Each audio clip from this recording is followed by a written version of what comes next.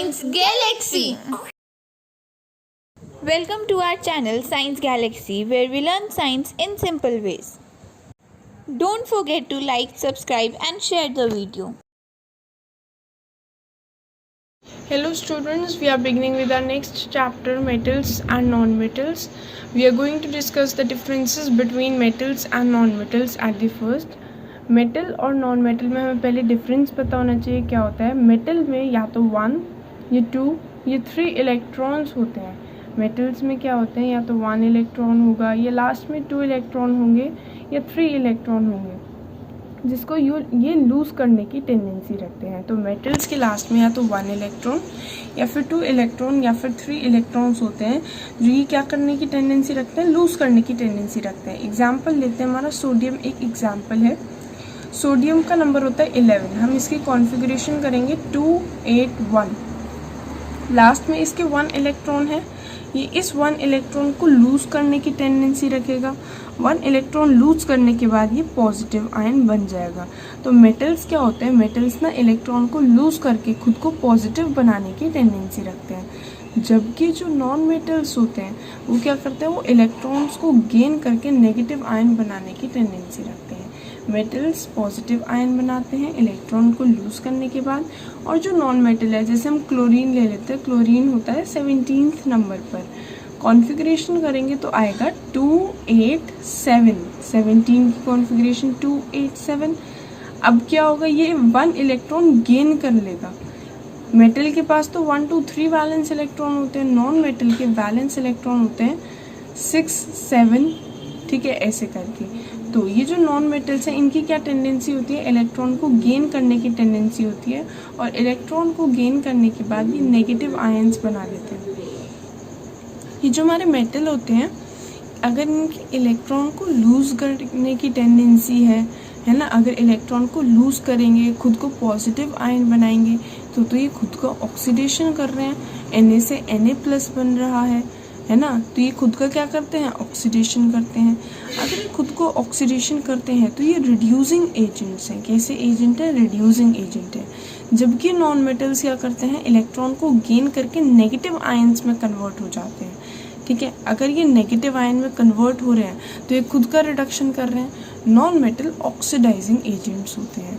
Metal क्या करते हैं, मेटल इलेक्ट्रॉन को लूज करके पॉजिटिव आयन बना लेते हैं, तो इसीलिए वो क्या होते हैं, ऑक्सीडाइजिंग एजेंट होते हैं, रिड्यूसिंग एजेंट, सॉरी।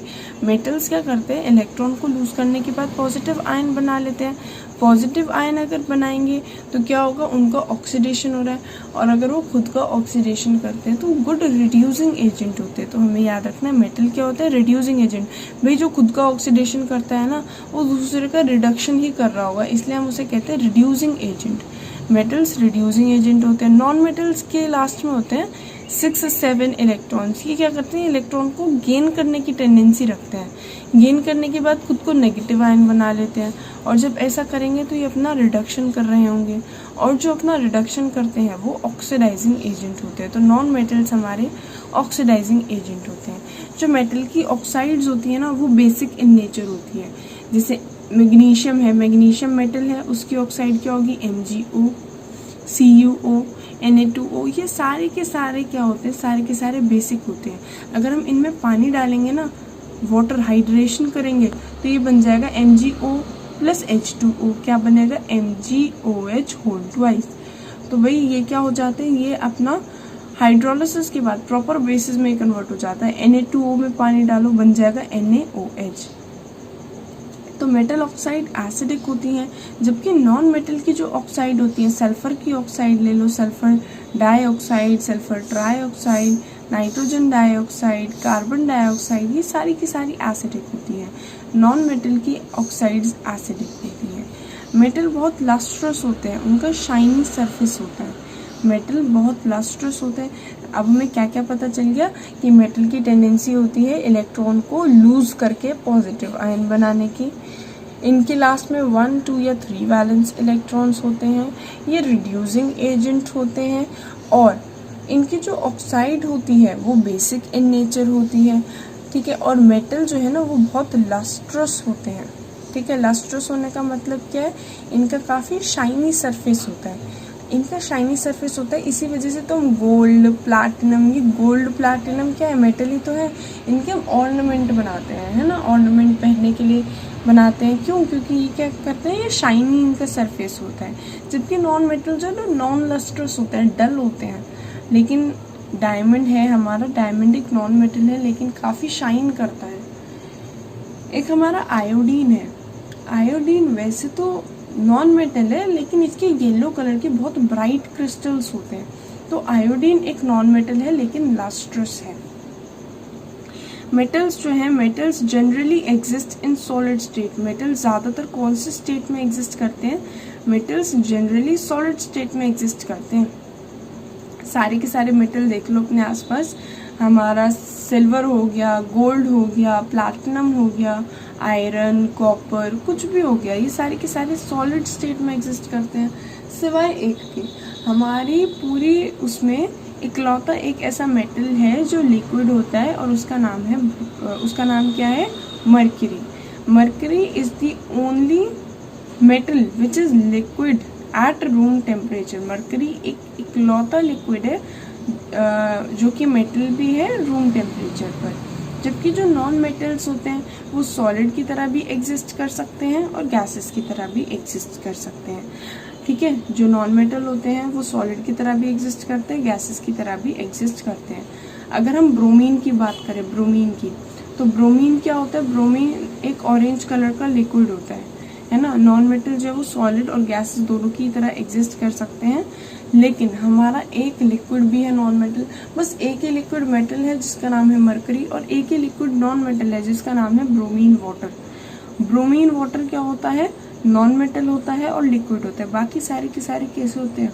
कार्बन की बात कर लो, सॉलिड है ना, या तो सॉलिड होंगे या गैसेस होंगे। ऑक्सीजन, हाइड्रोजन, ये सारी की सारी गैसेस होती हैं। मेटल्स कैसे होते हैं? मेलिएबल और डक्टाइल होते हैं। मतलब मेटल्स को अगर हम ज़्यादा हैमर वगैरह करेंगे ना, ज़्यादा प्रेशराइज करेंगे, तो ये थिन शीट में कन्वर्ट हो सकते हैं, वायर में कन्वर्ट हो सकते हैं। जैसे कि हम बात करें, हम जो है ना एल्यूमिनियम फॉइल्स यूज़ करते हैं। एल्यूमिनियम फॉइल मतलब एल्यूमिनियम इतना ज़्यादा क्या है, मेलिएबल है कि उसे हम थिन शीट में कन्वर्ट कर सकते हैं। डक्टाइल कैसे हैं? डक्टाइल भी बहुत होते हैं, वायर में कन्वर्ट करते हैं, हम कॉपर को वायर में कन्वर्ट करते हैं, है ना। तो मेटल्स जो हैं वो मेलिएबल होने का मतलब है इसे हम थिन शीट्स में कन्वर्ट कर सकते हैं। It can be converted into thin sheet. Malleable का मतलब होता है थिन शीट में कन्वर्ट करना, डक्टाइल का मतलब होता है वायर्स में कन्वर्ट करना। तो इसे थिन शीट में कन्वर्ट करना या वायर में कन्वर्ट करना ईजी है। जबकि जो नॉन मेटल होते हैं वो नॉन मेलिएबल होते हैं, नॉन डक्टाइल होते हैं। इन पर ज़्यादा प्रेशर डालो ये टूट ही जाएंगे, ठीक है। लेकिन ये क्या करेंगे, ये थिन शीट्स में कन्वर्ट नहीं होंगे, ना ही ये वायर्स में हम कन्वर्ट कर सकते हैं। फिर भी एक दो एक्सेप्शंस भी हैं। पॉलीविनाइल क्लोराइड एक हमारा नॉन मेटल है जिसे थिन शीट्स में कन्वर्ट किया जा सकता है ना। तो एक्सेप्शंस आर ऑलवेज देयर। इसके बाद हम पढ़ते हैं मेटल्स जो है इनका हाई मेल्टिंग पॉइंट होता है। मेटल्स देखो सॉलिड स्टेट में ही एग्जिस्ट करते हैं नॉर्मली, और इनका क्या होता है, काफ़ी हाई मेल्टिंग पॉइंट होता है। लेकिन कुछ एक्सेप्शंस दोबारा हैं। गैलियम एक्सेप्शन है, सीजियम एक्सेप्शन है, मरकरी भी एक एक्सेप्शन है। मरकरी का तो मेल्टिंग पॉइंट इतना कम है कि वो रूम टेम्परेचर पर भी लिक्विड की तरह एग्जिस्ट करता है। तो कुछ हमारे मेटल्स ऐसे भी हैं जिनका मेल्टिंग पॉइंट बहुत कम होता है, जैसे गैलियम, इसे मतलब हाथ में रखो ये पिघल जाएगा। सीजियम, इसका भी यही केस है। और मरकरी तो भाई रूम टेम्परेचर पे भी लिक्विड में ही एग्जिस्ट करता है। तो हमारे कुछ मेटल्स होते हैं जिनका लो मेल्टिंग पॉइंट भी होता है। वैसे जनरली मेटल्स का हाई मेल्टिंग पॉइंट होता है, नॉन मेटल्स का लो मेल्टिंग पॉइंट होता है। नॉन मेटल्स जो हैं वो आसानी से मेल्ट नहीं होते, लेकिन इसमें भी एक्सेप्शन है डायमंड। डायमंड जो है वो इतनी आसानी से मेल्ट नहीं होगा, उसका लो मेल्टिंग पॉइंट नहीं है। मेटल बहुत हार्ड होते हैं, मेटल बहुत हार्ड होते हैं, मतलब इन्हें आसानी से हम तोड़ नहीं सकते।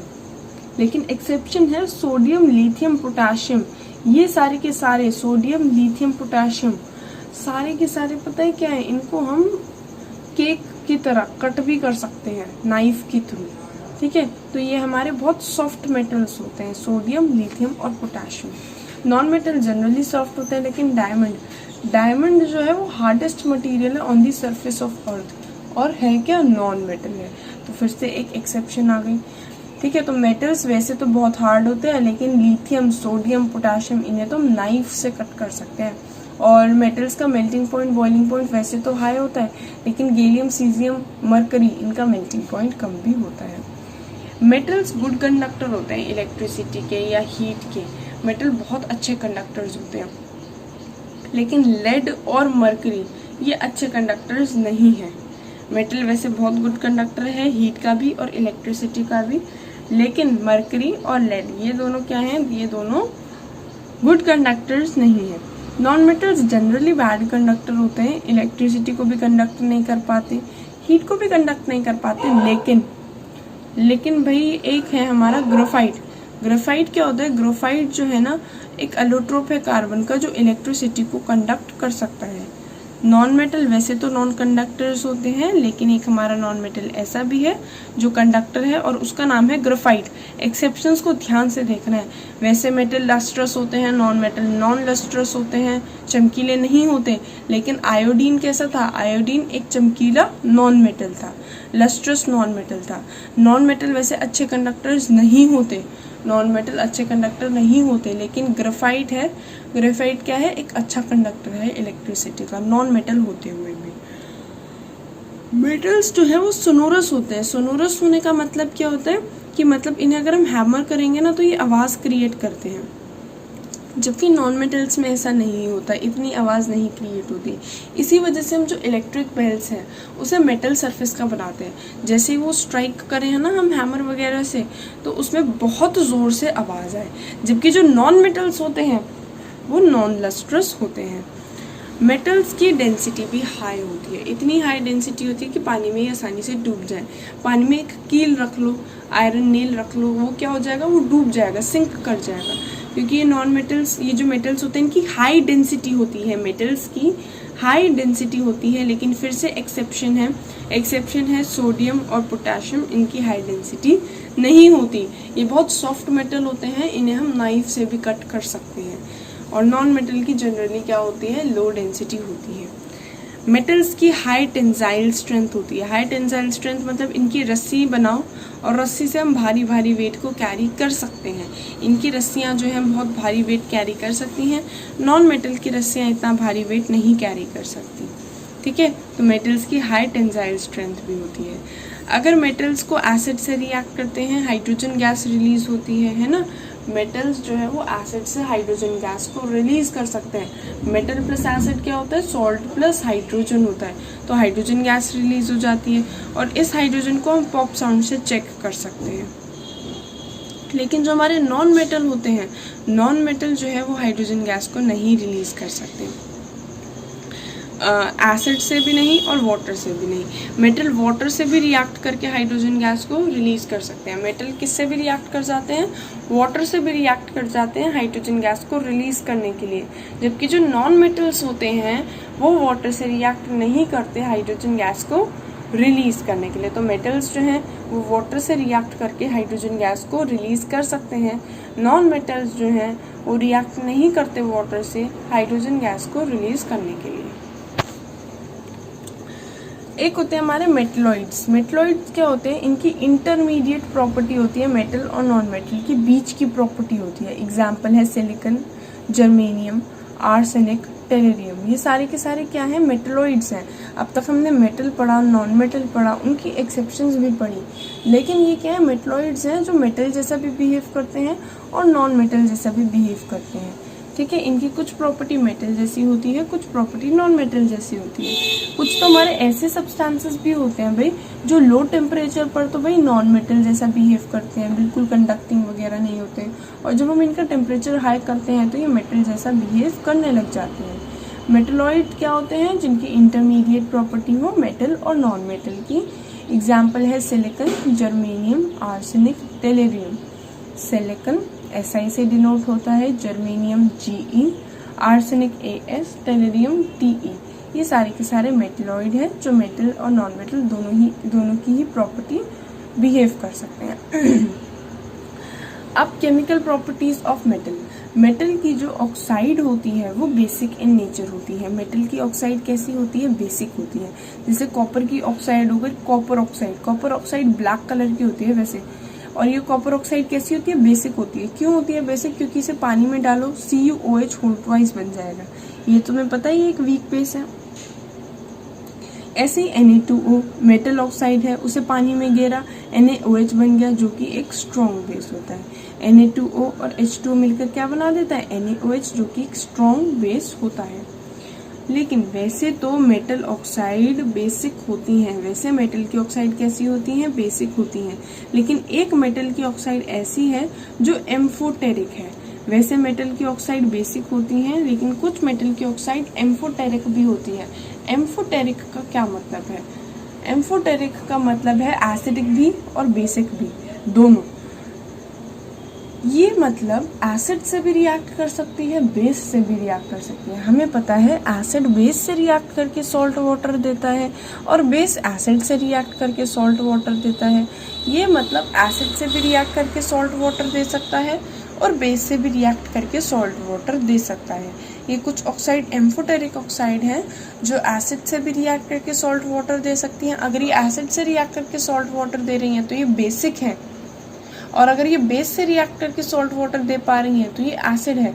तो ये बेस की प्रेजेंस में एसिड जैसा बिहेव करने लगता है और एसिड की प्रेजेंस में बेस जैसा बिहेव करने लगता है, और इसीलिए हम इन्हें एम्फोटेरिक ऑक्साइड कहते हैं।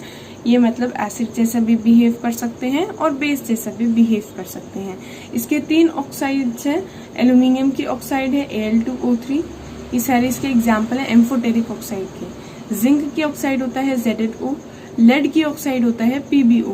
ये सारे की सारी जो ऑक्साइड्स हैं ये कैसी होती हैं? एम्फोटेरिक होती हैं। एम्फोटेरिक मतलब दोनों से रिएक्ट करती हैं, एसिड से भी बेस से भी।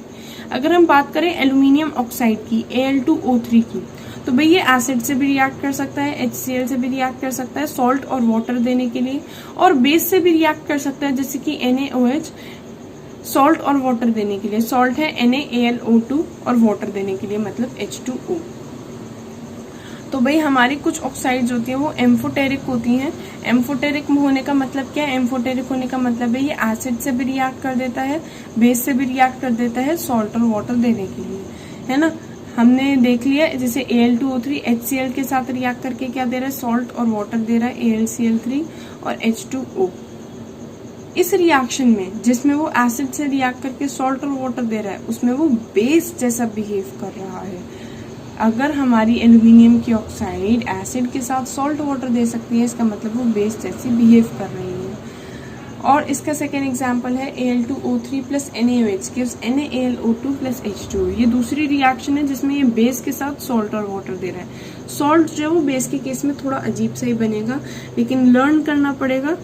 क्या बनेगा इस केस में? सोडियम एल्यूमिनेट बनेगा। सोडियम एल्यूमिनेट, एल्यूमिनेट आयन होता है Al2 माइनस, मतलब Al2 की वैलेंसी 1, तो सोडियम एल्यूमिनेट क्या होगा? NaAlO2। तो भाई ये जो Al2O3 है ये NaOH के साथ रिएक्ट करके NaAlO2 और H2O देता है, सॉल्ट और वाटर देता है। अगर ये बेस के साथ रिएक्ट करके सॉल्ट और वाटर दे सकता है, इसका मतलब ये एसिडिक नेचर का है। कैसे नेचर का है? एसिडिक नेचर का है। एक हम ले लेते हैं जिंक का एग्जाम्पल। जिंक जो है, जिंक की ऑक्साइड भी एम्फोटेरिक होती है। एम्फोटेरिक होने का मतलब क्या है? ये एसिड से भी रिएक्ट कर सकती है, बेस से भी रिएक्ट कर सकती है। अगर हम बात करें जिंक ऑक्साइड एसिड से HCl से रिएक्ट कर रही है, HCl से रिएक्ट करके ये क्या देगी? ZnCl2 और H2O देगी। जिंक की ऑक्साइड क्या करेगी? HCl से रिएक्ट करके ZnCl2 और H2O देगी। और भाई ये बेस से रिएक्ट करके क्या देगी? बेस से रिएक्ट करके K2ZnO2 प्लस H2O देगा। तो ये जो जिंक का ऑक्साइड है ये बहुत एसिड जैसा भी बिहेव कर रहा है, बेस की तरह भी बिहेव कर रहा है। एसिड के साथ ये सॉल्ट और वाटर दे पा रहा है मतलब बेस जैसा बिहेव कर रहा है। बेस के साथ ये सॉल्ट वाटर दे पा रहा है मतलब एसिड जैसा बिहेव कर रहा है। इन रिएक्शंस को करने में अगर थोड़ी सी भी डिफिकल्टी हो तो हम ऐसे सोच सकते हैं ये हमारा मेटल है। मेटल हाइड्रोक्लोरिक एसिड से जब रिएक्ट कर रहा है तो भाई मेन जब एसिड से रिएक्ट करता है ना मेटल, तो हमें क्या सोचना होता है? हमें ये सोचना होता है हाइड्रोजन जो है एसिड में, हाइड्रोजन के अलावा वाला पार्ट क्या है? Cl है। हाइड्रोजन के अलावा वाला पार्ट है Cl। ये जो हाइड्रोजन के अलावा वाला पार्ट होता है वो मेटल के पास जाता है, तो Cl Zn के पास जाएगा और क्या बनाएगा, ZnCl2। Cl किसके पास जाएगा, Zn के पास जाएगा और बनाएगा ZnCl2 और दूसरा प्रोडक्ट बनाएगा वाटर। जब वो नॉन मेटल से रिएक्ट करता है तब तो हमें रटना पड़ेगा, अजीब सा सॉल्ट बनता है। एल्यूमिनियम के केस में एल्यूमिनेट बन रहा था और अब जिंक के केस में जिंकेट बनेगा। जिंकेट क्या होता है वैसे, ZnO2 और उसकी वैलेंसी होती है 2। जिंकेट होता है ZnO2 जिसकी वैलेंसी हो 2। तो भाई सोडियम जिंकेट होगा Na2ZnO2 और पोटेशियम जिंकेट होगा K2ZnO2। तो भाई वैसे तो हमारे जो नॉन मेटल्स होते हैं, नॉन मेटल्स और मेटल्स, मेटल की ऑक्साइड जो है, मेटल की ऑक्साइड हम डिस्कस कर रहे थे, वो कैसी होती है, एम्फोटेरिक होती है। कुछ मेटल की ऑक्साइड एम्फोटेरिक भी होती है, मतलब एसिड से भी रिएक्ट करके सॉल्ट वाटर दे सकती है और बेस के साथ भी रिएक्ट करके सॉल्ट वाटर दे सकती है। जनरली मेटल की ऑक्साइड बेसिक होती है। मेटल की ऑक्साइड वैसे जनरली कैसी होती है, बेसिक इन नेचर होती है। वैसे मेटल की ऑक्साइड बेसिक इन नेचर होती है। एक और हमारा एम्फोटेरिक ऑक्साइड है लेड ऑक्साइड, मतलब 3 एम्फोटेरिक हैं जो एसिड से भी रिएक्ट करें, बेस से भी रिएक्ट करें। नहीं तो जनरली बेसिक होती है, मतलब एसिड के साथ ही रिएक्ट करके सॉल्ट और वाटर दे सकती हैं। PbO एसिड से भी रिएक्ट करेगा और बेस से भी रिएक्ट करेगा सॉल्ट और वाटर को प्रोड्यूस करने के लिए। रिएक्शन में थोड़ी प्रॉब्लम हो तो क्या करेंगे, ये जो एसिड है इसमें H के अलावा क्या दिख रहा है, Cl दिख रहा है। Cl मेटल को दे दो, PbCl2 बनेगा और H2O बन जाएगा। ये बेस के साथ भी रिएक्ट कर सकता है जैसे कि NaOH और बनाएगा Na2PbO2 प्लस H2O, इसे कहते हैं सोडियम फ्लोराइड। अब हम करते हैं रिएक्शन विद ऑक्सीजन। ऑक्सीजन, वैसे हमें पता चल गया मेटल जब ऑक्सीजन से रिएक्ट करेगा और मेटल ऑक्साइड बना लेगा तो वो मेटल ऑक्साइड कैसी होती है, metal oxide basic in nature होती है। मेटल ऑक्साइड कैसी होती है, बेसिक इन नेचर होती है। Metal oxide basic in nature होती है। एग्जाम्पल जैसे सोडियम की ऑक्साइड है Na2O, वो बेसिक है। पोटाशियम की ऑक्साइड है K2O, वो बेसिक है। क्यों, क्योंकि ये K2O पानी में जाकर KOH बनाएगा जो कि बेस होता है ना। तो ये सारी की सारी मेटल की ऑक्साइड हमें पता है बेसिक होती है। लेकिन ये कैसे रिएक्ट करता है, जैसे सोडियम और पोटेशियम मेटल जो है वो ऑक्सीजन से इतना वायलेंटली रिएक्ट करता है, इतना ज़्यादा वायलेंटली रिएक्ट करता है कि ये अगर हम इसे खुले एटमॉस्फेयर में छोड़ दें तो ये ऑक्सीजन से रिएक्ट करके एक्सप्लोड भी कर सकता है, फायर भी कैच कर सकता है। इसको प्रिवेंट करने के लिए, भाई ये तो इतने रिएक्टिव है सोडियम और पोटेशियम कि ये अभी हम वाटर भी पढ़ेंगे, वाटर का रिएक्शन कैसे होता है। तो ये वाटर से भी रिएक्ट कर जाते हैं इतनी जल्दी और ये एयर से भी रिएक्ट कर जाते हैं, और एयर और वाटर दोनों से रिएक्ट करके ये क्या करते हैं, ये एक्सप्लोड कर जाते हैं। इतने ज़्यादा रिएक्टिव होते हैं ना ये मेटल्स, पोटेशियम और सोडियम, कि ये भाई एयर से भी रिएक्ट कर सकते हैं, वाटर से भी रिएक्ट कर सकते हैं और फायर भी लगा सकते हैं, आग लगा सकते हैं। मतलब ये पानी में रिएक्ट करेंगे, पानी में ही आग लगा देंगे, बहुत ही ज़्यादा रिएक्टिव होते हैं। ठीक है, तो इसलिए हम इन्हें स्पेशली केरोसिन ऑयल में डिप करके रखते हैं ताकि ना ये एयर के कांटेक्ट में आ सके, ना ही ये वाटर में कांटेक्ट में आ सके। नहीं तो भाई एयर से ऑक्साइड बहुत जल्दी बना लेंगे, वाटर से भी ये बना लेंगे, बहुत जल्दी रिएक्ट कर जाएंगे और एक्सप्लोड कर जाएंगे। बहुत जल्दी ये रिएक्ट करके इतना ज़्यादा हीट रिलीज करते हैं कि ये एक्सप्लोड भी हो जाते हैं, जल भी जाते हैं। इसी वजह से क्वेश्चन आता है भाई कि हम ये सोडियम पोटेशियम को केरोसिन में क्यों डिप करके रखते हैं, क्योंकि केरोसिन में इसलिए ताकि ये ना ही मॉइस्चर के कांटेक्ट में है ना ही एयर के कांटेक्ट में है, क्योंकि अगर ये एयर और मॉइस्चर के कांटेक्ट में आता है तो ये क्या कर सकता है, ये एक्सप्लोड कर सकता है। अब हम पढ़ेंगे बाकी मेटल्स जो है, एल्यूमिनियम, जिंक, मैग्नीशियम। ये भी ऑक्साइड लेयर अपने ऊपर जमा लेते हैं। जब ये लेकिन जमाते हैं ना तो कोई जलते वगैरह नहीं है, इनके ऊपर एक स्टेबल ऑक्साइड की लेयर बस जम जाती है जो इन्हें फर्दर रिएक्शन से प्रिवेंट करती है। ठीक है, ये जो हमारे हैं ना, एल्यूमिनियम हो गया, जिंक हो गया, मैग्नीशियम हो गया, ये क्या करते हैं, ये वैसे क्या होते हैं, वैसे तो बहुत रिएक्टिव होते हैं, लेकिन एक बार ये ऑक्सीजन की लेयर जमा लेते हैं ना अपने ऊपर तो ये फर्दर किसी से भी रिएक्ट नहीं कर पाते। इसलिए क्वेश्चन भी आता है कि हम एल्यूमिनियम के बर्तन अब तक क्यों यूज़ कर रहे हैं, हमारे आधे खाने में एसिड है। एसिड मतलब हमारा जो हम टमाटो यूज़ करते हैं उसमें एसिड है, टमाटो में एसिड होता है ना, बहुत सारे हमारे खाने में तो एसिड भरी पड़ी है। अगर हम एसिड और मेटल का रिएक्शन करेंगे, रिएक्शन तो हो जाता है एसिड और मेटल का, तो वो तो हमारे लिए डेंजरस हो सकता है। लेकिन ये एल्यूमिनियम है, जिंक है, मैग्नीशियम है, इनके ऊपर क्या जम जाती है, एक ऑक्साइड की लेयर जम जाती है। जब ये ऑक्सीजन के कांटेक्ट में आते हैं, इनके ऊपर एक ऑक्साइड की लेयर जम जाती है जो प्रोटेक्ट करती है इन्हें फर्दर रिएक्शन से।